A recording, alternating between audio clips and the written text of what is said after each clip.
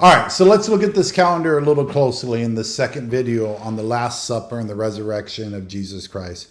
So really quick, the calendar that we are very familiar with, or the calendar that we go by today, is based upon the Earth's rotation around the sun. That's called the Gregorian calendar.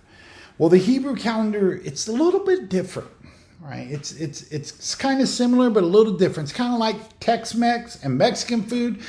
You know, yeah, there's some Mexican food involved in Tex-Mex, but it's not just Mexican food.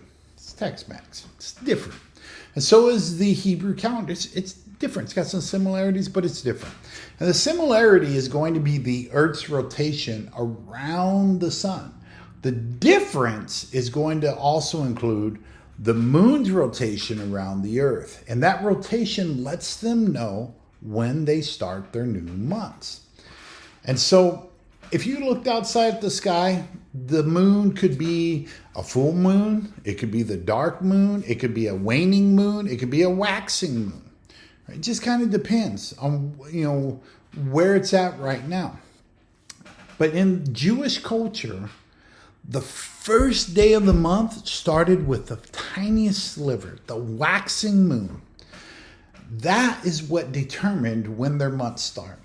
Now, this is really important to them. They have to know when their month starts, because this is important that when you look into the Old Testament and you open up to Leviticus chapter 23, you start to see that they celebrate their holy days on very specific days. And so they have to know when their months start. That's why this is really critical. Because when we look at our calendar and we try to line up the Jewish festivals and the holy days with our calendar, you're going to see they don't line up. And that's because that they're based off of two different calendars.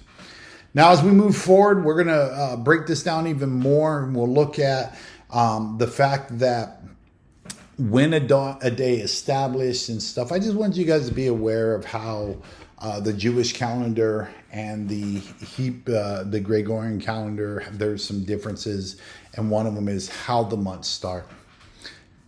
Look forward to the third video in this series, and hopefully I'm piquing your interest a little more and more every day. God bless.